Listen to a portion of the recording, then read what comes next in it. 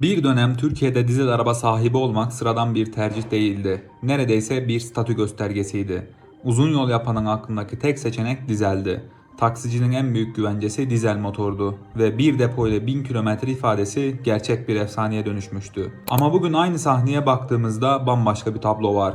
Showroomlarda dizel motorların yerini elektrikli araçlar, hibrit ve benzinli araçlar aldı. Ve dizel sessizce sahneden çekiliyor. Çünkü rakamlar duygudan daha sert konuşuyor. Türkiye'de 2020 yılında yaklaşık 240 bin adet dizel otomobil satılırken 2025'te bu sayı 80 bin seviyelerine kadar geriledi. Aynı süreçte elektrikli ve hibrit araçlar toplam satışlarda hızla pay kazandı. Peki ne oldu? Dizel gerçekten bitti mi? Yoksa herkes elektrikliye odaklanmışken biz sadece yeni dönemin başladığını mı izliyoruz? Dizel neden kraldı? Bugün birçok insan dizeli eski teknoloji olarak görüyor. Ama 2000'lerde durum tamamen farklıydı. O yıllarda Avrupa'nın geleceği elektrik değil dizeldi. Hatta bir dönem Avrupa'da satılan her iki otomobilden biri dizeldi. Volkswagen, Peugeot, Mercedes, Audi. Herkes milyarlarca euroyu dizel teknolojisine yatırıyordu. Çünkü dizel sadece ekonomik değildi, aynı zamanda geleceğin çevre çözümü olarak görülüyordu. 90'ların sonu ve 2000'lerde Avrupa'nın en büyük hedeflerinden biri karbon emisyonunu düşürmekti ve dizel motorlar benzinliğe göre daha az yakıt tüketiyordu, daha düşük karbon salıyordu. Bu yüzden vergi avantajları, teşvikler, düşük yakıt vergileri geldi. Yani dizel tesadüfen değil, politik olarak büyütüldü. Bugün dizel eski teknoloji gibi görünüyor olabilir ama 2015'e kadar Avrupa'nın otomotiv sistemi dizelin üzerine kuruluydu. Hatta Batı Avrupa'da yeni satılan otomobillerin yarısından fazlası dizeldi. Dizel motorlar insanlara çok güçlü bir vaat sundu. Daha az yakıt, daha uzun menzil, daha düşük maliyet. Özellikle uzun yol yapanlar için adeta ekonomik özgürlük gibiydi. Ama mesele sadece ekonomik değildi. Dizel motorların düşük devirde ürettiği yüksek tork sürücülere güçlü hissettiriyordu. Özellikle turbo dizel motorlar 2000'lerin otomobil kültürünün yıldızına dönüştü. Özellikle Alman üreticiler dizeli sadece ekonomik araç olarak satmadı, bir kimlik olarak sattılar. TDI, HDI, CDI, DCI. Bu isimler bir dönem otomotiv dünyasının en güçlü markalarına dönüştü. 2015 yılına geldiğimizde dizel artık alternatif değildi, sistemin ta kendisiydi. Ama aynı yıl tek bir olay yaşandı ve o olay sadece Volkswagen'i değil tüm dizel çağını değiştirdi. 2010'ların başına geldiğimizde dizel motorlar otomotiv dünyasının zirvesindeydi. Avrupa dizeli destekliyordu, markalar milyarlarca euro yatırım yapıyordu. İnsanlar dizel araçları ekonomik ve mantıklı görüyordu. Ama görünmeyen başka bir problem vardı. Çünkü dizel motorlar laboratuvar ortamında çevreci görünüyordu. Gerçek dünyada ise durum çok daha karmaşıktı. 2000'li yıllarda Avrupa'nın en büyük önceliği karbon salınımını düşürmekti ve dizel motorlar bu konuda gerçekten avantajlıydı. Çünkü benzinli motorlara göre daha düşük karbon emisyonu üretiyorlardı. Ancak burada kritik bir detay vardı. Dizel motorlar düşük karbon emisyonu üretirken azotoksit emisyonlarında ciddi sorunlar yaratıyordu. Özellikle şehir içinde kısa mesafelerde yoğun trafikte çalışan dizel motorlar laboratuvardaki kadar temiz değildi. Avrupa aslında dizeli çevreci bir çözüm olarak büyüttü. Ama zamanla şunu fark etti. Karbondioksit düşerken şehir havası kirleniyordu.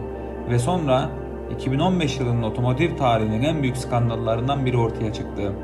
Volkswagen'in bazı dizel araçlarında kullanılan yazılımlar emisyon testlerini algılıyor ve araç test sırasında farklı çalışıyordu. Yani araçlar laboratuvar ortamında düşük emisyon gösterirken gerçek kullanımda çok daha fazla azotoksit salıyordu. Kısacası sistem kandırılmıştı. Dieselgate sadece Volkswagen'in krizi değildi. İnsanların dizel motorlara duyduğu güvenin çöküşüydü. Dieselgate sonrası Avrupa'da siyasi baskı inanılmaz arttı. Şehirler dizel yasaklarını konuşmaya başladı. Paris, Londra, Amsterdam, Brüksel birçok şehir merkezinde eski dizel araçlara kısıtlamalar geldi. Ve markalar şunu fark etti. Dizel artık geleceğin teknolojisi olarak görülmüyordu. Ama dizelin düşüşünü sadece politikalar açıklamıyordu. Kullanıcı deneyimi de değişmeye başlamıştı. Özellikle modern dizel motorlarda kullanılan DPF yani dizel partikül filtresi, EGR sistemleri, AdBlue teknolojileri şehir içi kısa kullanımda ciddi problemler yaratabiliyordu. Çünkü modern dizel motorlar aslında uzun yol için optimize edilmişti. Araç sürekli kısa mesafe kullanıldığında DPF tıkanıyor, rejenerasyon sorunları oluşturuyor, bakım maliyetlerini artırıyordu.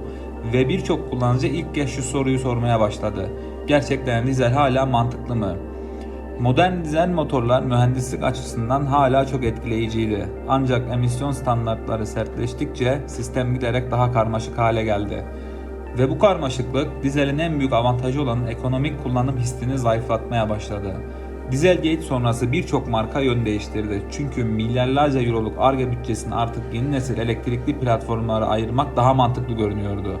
Volkswagen ID serisini açıkladı, Mercedes EQ tarafına yöneldi, BMW elektrikli yatırımlarını büyüttü ve dizel ilk kez otomotiv dünyasının merkezinden uzaklaşmaya başladı. Ve tam bu noktada otomotiv dünyası yeni bir kahraman buldu: elektrikli araçlar. Sessiz, hızlı, teknolojik ve en önemlisi geleceğin çözümü olarak pazarlanıyordu. Peki gerçekten öyle miydi? Dizel'in hikayesi çoğu kişinin sandığı gibi bir ani ölüm hikayesi değil. Bu daha çok bir evrim hikayesi. Çünkü otomotiv endüstrisinde hiçbir teknoloji bir gecede yok olmaz. Sadece rol değiştirir. Avrupa içten yanmalı motorları tamamen bitirme yolunda ilerlerken aynı zamanda yeni bir emisyon standardı da getiriyor: Euro 7. Bu standart özellikle azot dioksit ve partikül emisyonlarını çok daha sert bir şekilde sınırlıyor. Bu ne demek? Dizel motorların artık sadece çalışması yetmiyor. Neredeyse elektrikliye yakın temizlik seviyesine ulaşması gerekiyor.